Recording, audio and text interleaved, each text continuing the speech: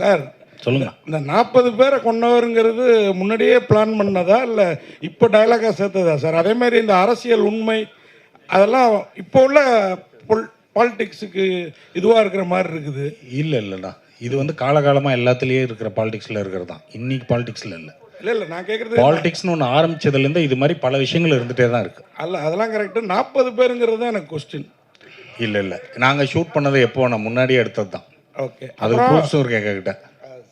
Okay sir. அதே மாதிரி நல்லா இருந்தது வெப் சீரிஸ். தேங்க்யூ. அது மாதிரி நீங்கள் சொன்னீங்க எடிட்டரும் அந்த ஒரு இந்த கருப்பு சட்டை ஒரு கருப்பன் அவரும் உங்கள் கிளாஸ்மேட்னு சொன்னீங்க. அவங்க 2 பேருமே நல்லா ஒர்க் பண்ணியிருக்காங்க. கிளாஸ்மேட் மட்டுமா கிளாஸ்மேட்டும் கூட இல்லை ரொம்ப ஈடுபாடாக ஒர்க் பண்ணியிருக்க மாதிரி இருந்துச்சு. அதாவது படிக்கிறதுக்கு அப்புறம் அவர் கருப்புலாம் இப்போ தான் பார்க்குறேன். படித்ததுக்கப்புறம் ரொம்ப வருஷம் ஆச்சு. காலேஜில் படித்தது தான். அவங்களும் நடிப்பு தொழில் அப்படியே வந்தாங்க. எடிட்டர் அவர் வேலையை பார்த்துட்டு இருந்தார். இந்த ப்ராஜெக்ட்டுக்கு அவங்க தேவைப்பட்டாங்கன்னு கூப்பிட்டோம். நீங்கள் மீனாட்சி பேரை சொல்லிட்டதுனால மைக்க பிடுங்க பார்க்குறாரு. இன்னும் ஒரே ஒரு கொஸ்டின். அதாவது சார் இந்த காதலி விஷயம் இருக்குல்ல, எனக்கு அவர் சஞ்சய் அவரை பார்க்குறப்போ இவ்வளோ பெருந்தன்மையான கணவரா அப்படின்னு தோணுச்சு. அந்த மாதிரி என் காதலிகளும் யார்கிட்டையும் இன்ட்ரடியூஸ் பண்ணி வைக்கல, என் மனைவியும் யாரையும் எனக்கு இன்ட்ரடியூஸ் பண்ணி வைக்கல. அந்த மாதிரிலாம் நிஜத்தில் இருக்காங்களா? இல்லை, ஒரு முக்கியமான விஷயம் ஒன்று சொல்லியிருக்கோம். என்னென்னா, அவர் பொண்டாட்டியாக அவங்கள நினைக்கல. சரியா? அவங்க வந்து அந்த குழந்தைங்களுக்கு அம்மாவாக தான் இருந்திருக்காங்களே தவிர இவருக்கு ஒய்ஃபாக அவர் இங்கே எங்கேயுமே இருக்கல. ஸோ அப்படி இருக்கிற ஒரு தியாகிக்கு இவர் பெருந்தன்மையாக இருக்கிற தப்பே இல்லைல்ல. அவங்களுக்கு இவரும் விட்டு கொடுத்து போகணும்ல லைஃப்பில். பவன் சார், சாந்திமான்னு தான் கூப்பிட்டோம். பவன் சார் சொல்லுங்கண்ணா. இதில் வந்து ஒரு டயலாக் வருது, மக்களுக்கு ஏதோ நல்லது செஞ்சால் வந்து அவங்கள வந்து இது பண்ண மாட்டாங்க அப்படிங்கிற மாதிரி ஒரு டைலாக் வருது. அது கொஞ்சம் இதால் அந்த டைலாக் வந்து சஞ்சீவ் சாரை வச்சு பேக்ரவுண்டில் பேச வச்சுருக்கீங்க. சஞ்சீவ் சார் விஜய் சாருடைய நண்பர். அது வந்து விஜய் சாருக்காக வச்ச டைலாக் மாதிரி இருக்க, அது வந்து மனதில் வச்சு எழுதுனதா, இந்தியா எழுதுனதா? இல்லைண்ணா, சஞ்சீவ் சாருக்காக வச்சதில்ல. கமிஷனர் வந்து ஜென்ரலாக சொல்லுவார், நல்லது பண்ணுறவங்கள இங்கே வளர விட மாட்டாங்கன்னு. அது யாராக வேணாலும் இருக்கலாம்ல. இப்போ இல்லை, அது எப்போலேருந்தோ நல்லது பண்ண ஒருத்தன் கிளம்புனான்னா வளர விட மாட்டாங்கங்கிறது தான். அது வந்து கமிஷனரோட பாயிண்ட் ஆஃப் வியூ தான். அது வேறு யாரோட பாயிண்ட் ஆஃப் வியூ கிடையாது. கௌசிக் சார். Yes sir. பொதுவாக பார்த்தீங்கன்னா படத்தில் வந்து இப்போது எல்லாமே ட்ரெண்டிங் மாதிரி இங்கிலீஷ் இங்கிலீஷ் அந்த மாதிரி தான் வைக்கிறாங்க. பட் நீங்கள் வந்ததுக்கப்புறம் முழுமையாகவே ஜி தமிழ் அப்படின்னு வச்சது தமிழில் தான் டைட்டிலே கொடுக்குறாங்க. நீங்களா சஜஷன் பண்ணுறீங்களா இல்லை அவங்கக்கிட்டேருந்து வாங்குறீங்களா தமிழில் தான் வைக்கணும்னு? இல்லை சார், இதுக்கு ஃபஸ்ட்டு இருந்தது ஒரு இங்கிலீஷ் பேர் தான். ஸ்கிரிப்டாக வரும்போது என்கவுண்டர்னு இருந்தது. அதுக்கப்புறம் வந்து நான் இங்கே சேர்ந்து 5 வருஷம் ஆச்சு. ஃபிங்கர் டிப்பு, அதுக்கப்புறம் இன்னொரு ப்ராஜெக்ட் மட்டும்தான் இங்கிலீஷில் டைட்டில் வச்சோம். எதுக்கு நம்மளுக்கு வந்து இங்கிலீஷில் டைட்டில்? தமிழில் வந்து நம்மளுக்கே தெரியாத எவ்வளோ வார்த்தைகள் இருக்குது. செங்கலம்னு வச்சோம். நிறைய பேர் கேட்டாங்க செங்கலம்னா என்ன. ஸோ அந்த செங்கலம்னா என்ன அப்படின்ட்டு கேட்குறதுக்கு நம்ம வந்து ஒரு இன்ஸ்ட்ருமெண்ட்டாக இருக்கோம் இல்லையா. இப்போ வேடுவன் அப்படின்னோடனே நிறைய பேருக்கு தெரியல. ஹண்டர், அதாவது முருகன் ஹண்டிங்க்கு போகும்போது அவருக்கு ஒரு நேம் வந்து வெடுவன்னு இருக்குது. அது வந்து செய்யோன்னு இருக்குது. அதோட ஈக்குவலண்ட்டாக வந்து நம்ம வெடுவன்னு வச்சோம். செய்யோன்றது வந்து அந்த கேரக்டரு. ஆனால் அவர் வந்து வெடுவனாகவும் நம்ம வந்து பார்க்கலாம் அப்படின்றதுக்காக வெடுவன் அப்படின்னு வச்சோம். ஏன்னா அதுக்கு ஹண்டர் அப்படின்ற ஒரு மீனிங் இருக்குது. ஸோ இவ்வளோ வந்து நம்மளோட அந்த தமிழை பற்றி நம்ம எவ்வளோ பெருமையாக இருக்கணும் நம்மளோட லாங்குவேஜை பற்றி. உலகத்திலேயே one of the oldest, in fact the oldest languages அப்படின்னு கூட லாங்குவேஜ்க்குன்னு கூட நம்ம சொல்கிறோம். அப்படி இருக்கும்போது நம்ம வந்து நம்மளோட ஷோவுக்கு தமிழில் பேர் வைக்காமல் வேறு யார் வைக்க போகிறாங்க இல்லையா? ஸோ அதனால தான் எல்லாமே தமிழில் மாற்றி நிறைய இங்கிலீஷ் டைட்டில்ஸ் வர்றது எல்லாத்தையுமே தமிழில் வேணும்னே உட்காந்து நாங்கள் வந்து இன்ஃபேக்ட் முக்குந்தோட உட்காந்து இதுக்கு தமிழில் டைட்டில் கொண்டு வாங்க, தமிழில் டைட்டில் கொண்டு வாங்க அப்படின்னு நம்ம பேசும்போது ஏதாவது ஒன்று ஸ்ட்ரைக் ஆகும். அது ஒன்று கேட்சியாக இருக்கும். ஸோ அது வந்து நம்மளுக்கு யூஸ்ஃபுல்லாக இருக்கும். டைரக்ட் சார், இந்த வெப்சீரிஸில் பார்த்தீங்கன்னா சொல்லுங்கண்ணா, ஹீரோ வந்து 4 படம் ஃப்ளாப் பண்ணுறாரு. அதுக்கப்புறம் தான் இந்த படம் ஹிட்டு கொடுக்குறாரு. ஆமாம், கொடுக்கும் போதே கடைசியாக சொல்கிறாரு நான் இனிமேல் நடிக்க மாட்டேன்னு. இப்போ இருக்க நடிகரும் அதேமாதிரி தான், உச்சத்தில் இருக்க நான் வெளியில் வந்துடுறேன் அப்படின்னு சொல்லியிருக்காரு. ஸோ சேர்த்து வச்சு இதை எடுத்திருக்கீங்களா? அதில் அவங்க நண்பரை வேற நடிக்க வச்சுருக்கீங்க. இல்லை இருக்கிறதுனால சேர்த்துக்கீங்களா? இல்லை அப்படிலாம் யோசிக்கல. என்னன்னா ஃபஸ்ட்டு சொல்லும்போதே தொடர்ந்து 4 படங்கள் ஃப்ளாப் கொடுத்தாரு அப்படி தான் சொல்கிறோம். அதுக்கு முன்னாடி அவரும் ஹிட்டு கொடுத்தவர் அப்படின்னா அது அந்த கதைக்கான ஒரு இதுவாக தான் போனோம். சார் டேரக்டர் சார் சொல்லுங்கண்ணா. அந்த ஃபஸ்ட்டு வீரமணியுடைய லைஃப்பை தான் எடுத்துருக்கீங்களா பீச்சில் ஷூட் பண்ணுறது? இல்லைண்ணா அதே நடந்தது அப்படியே. இந்த கதை ஃபுல்லாகவே நம்ம ஒரு விஷயம் தான் சொல்கிறோம். என்னென்னா உண்மை யாரும் நம்புறதில்ல, எல்லாரும் எதை நம்புகிறாங்களோ அதான் உண்மை. எல்லாரும் எதை நம்புகிறோம்? நம்ம கிடைக்கிற நியூஸஸ் தானே. ஆமாம். அது எந்த ரூபத்தில் வந்தாலும் அந்த நியூஸை நம்பி தான்.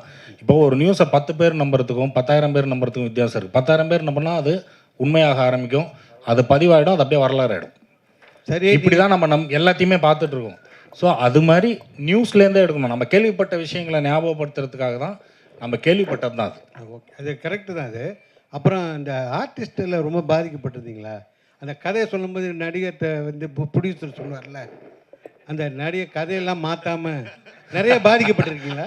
ஆனால் அது ப்ரொடியூசர் பாயிண்ட் ஆஃப் வியூனா, ஒரு டைரக்டரா ப்ரொடியூசர் அவங்களுடைய உணர்வை அப்படியே சொல்லியிருக்கீங்க.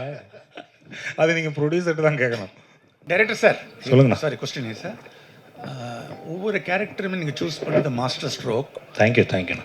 கண்ணா ரவி, நான் வந்து ஒரு ராஜேஷ் கண்ணாவை பார்க்குறேன், சூப்பர் ஃபியூச்சர். அப்புறம் வினுஷாவோட கேரக்டர் அண்ட் இந்த ஈஸ்வரி ராவோட மெச்சூரிட்டி ஒவ்வொரு ஃப்ரேம்லேயும் super. That is saying a tall order. But அவ்வளோ தூரம் பண்ணாங்க. Lavanya is a very sweet girl, நம்ம sister, anybody sister.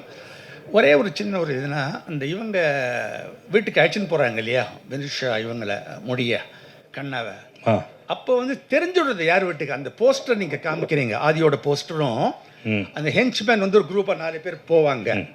That could have been, that suspense could have been retain for 2 more minutes. என்னோட சின்ன ஒப்பீனியன். அது நம்ம ட்ரெய்லர்லேயே சொல்லிட்டோமே, நான் ஹஸ்பண்ட் அதுக்கு மேலே ஒன்றுமே இல்லையா? Already told. Great product sir, and please do more such. Sanjay sir, இங்கே சார் சஞ்சய், ஒரே செகண்டு. சார் கேட்ட இதுக்கு வந்து இன்னொரு கருத்து ஒன்று சொல்லணும்னு நினச்சேன். நானும் ஒரு காலத்தில் நடித்தவன் தான், நானும் கேள்வி கேட்டவன் தான்.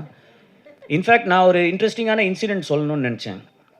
ஒரு ஆர்டிஸ்ட் வந்து ரொம்ப ஜஸ்டிஃபைபிளாக ஒரு கொஸ்டின் ஒன்று கேட்டாங்க அப்படின்னா அதை காது கொடுத்து கேட்கணும். ரொம்ப ரொம்ப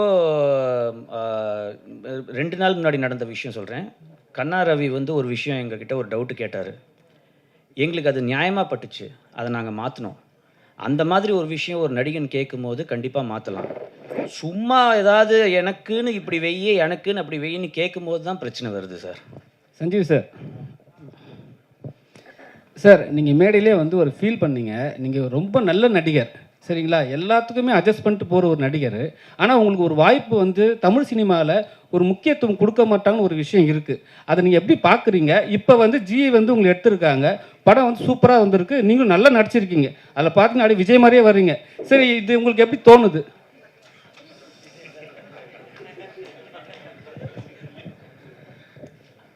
நீங்கள் சொல்கிறது கரெக்டு தானே. இத்தனை வருஷம் வந்து நடித்தோம், வந்து ஒரு ஓகே டிவியில்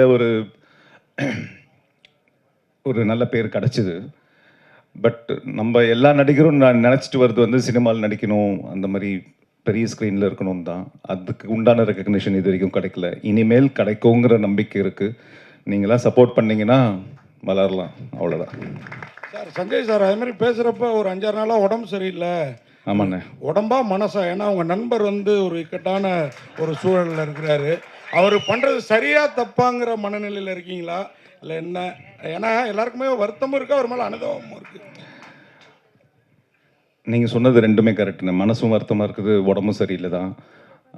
மனசு வருத்தம் வந்து அங்கே இறந்தவங்களுக்காக தான். என்ன இருந்தாலும் அது ஒரு மிகப்பெரிய இழப்பு தான். அதான் விசாரிக்கிறாங்களே, விசாரிச்சு என்ன உண்மைங்கிறது வெளில வரட்டும். அது வரைக்கும் நம்ம அதை பற்றி பேசுகிற அளவுக்கு எனக்கு அந்த இடத்துல இல்லாதனால எனக்கு அவ்வளோ நாலேஜ் இல்லை. ஸோ எனக்கு தெரியாது. விசாரிக்கிறாங்க, கரெக்டாக விசாரித்து எல்லா உண்மையும் வெளில வரும்னு நம்புகிறேன். படத்துலேயே வந்து கில்ட்டியாக இருக்குது ஒரு என்கவுண்டர் பண்ணதை. பட் ஆனால் இது 41 பேர் இறந்துருக்காங்க, அதை கில்ட்டி யூஸ் பண்ணாரா? ஏன்னா மக்கள் எல்லாருமே எதிர்பார்க்குறாங்க என்ன வாயே திறக்காமல் இருக்காருன்னு சொல்லிட்டு விஜய் அவர்களை. நீங்கள் உங்ககிட்ட அதை ஷேர் பண்ணியிருக்காரா இல்லை நீங்கள் கில்ட்டியாக இருக்கிறீங்களா? என்னடா அவன் பேசாமே இருக்கான்னு. இந்த கதையை பற்றி பேசுவோண்ணா. நீங்கள் அதான் சொன்னல, நீங்கள் கேட்குறதுக்கெலாம் வந்து எனக்கு அந்த அளவுக்கு நாலேஜ் இல்லை, நம்ம அங்கே இல்லை, அதனால நம்மளுக்கு தெரியாது. ஒரு தைரியம் இருக்கா அவருக்கு, விஜய் அவர்களுக்கு? ஏன்னா அவருக்கு என்னென்ன பயம்? கரெக்டான நேரம் வரும்போது பண்ணுவாரா இருக்கும். சார் டைரக்டர் சார், அது மாதிரி படம் வெப் சீரிஸ் ரொம்ப நல்லா இருக்குது. Thank you thank you. சில இடங்களில் டயலாக் வந்து கொஞ்சம் இன்னும் கொஞ்சம் மெச்சூர்டாக, என்னென்னா மெயினாக அந்த கமிஷனரும் கண்ணா ரவி சாரும் பேசிக்கிறாங்கல்ல, அதாவது அவர் போயிட்டு இன்றைக்கி நைட்டு ஹெட்லைனில் வரும் சார்னு. ஆக்சுவலாக பத்திரிகைங்க டிவிக்கெல்லாம் போலீஸ் ஸ்டேஷன்லேருந்து கொடுத்தா தான் ஹெட்லைனு. அப்போ கமிஷனருக்கு தெரியாமல் எப்படி எங்களுக்கு தகவல் வரும்? அதை அப்படி பார்க்கக்கூடாது. என்னென்னா ஒரு படம் எடுக்கும்போது கொஞ்சம் எக்ஸாஜரேட் பண்ணி பண்ணுவாங்கல்ல, இது அந்த கதைக்குள்ளே இருக்கிற படம், ரியல் கதை இருக்கிற டைலாக்ல அது இருக்காது. சினிமாவில் சில விஷயத்தை ஹைலைட் பண்ணி பண்ணுறாங்க, ஹீரோயிசத்துக்காக ஏற்றுறாங்க அப்படிங்கிறதையும் இதில் சொல்லியிருக்கோம். ஸோ ஓப்பனாக ஒரு சினிமாவை எப்படி பார்க்கணுமோ அப்படி தான் சினிமாவாக பார்த்து, அது சினிமா, அது சினிமாவுக்குள்ளே இருக்கிற கதை அது.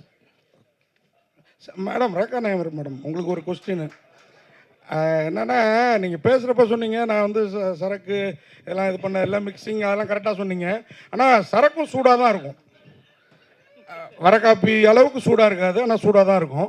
அதை விட்டுருங்க, நான் அதுக்குள்ளார வரல. நீங்கள் இங்கே இருக்கிறவங்களாம் எழுத மாட்டீங்கன்னு சொன்னீங்க. நாங்கள்லாம் எழுதாமலாம் நீங்கள்லாம் தெரியுறீங்க, ஏன் அப்படி சொல்கிறீங்க? இல்லை நல்ல படங்கள் நடித்தா நல்லது எழுத மாட்டேங்கிறீங்க. நீங்கள் எழுதுறீங்க, நீங்கள் எழுதுறதெல்லாம் நல்லதா இல்லையாங்கிறது தான் என்னோட வருத்தம். கண்ணா ரவி சார்கிட்ட கேட்டு பாருங்க, அவரோட ஒரு படத்துக்கும் பாராட்டிகிட்டு இருக்கோம், பேசுகிறேன். இப்போ எழுதுறதை விட்டு பேசுகிறோம்.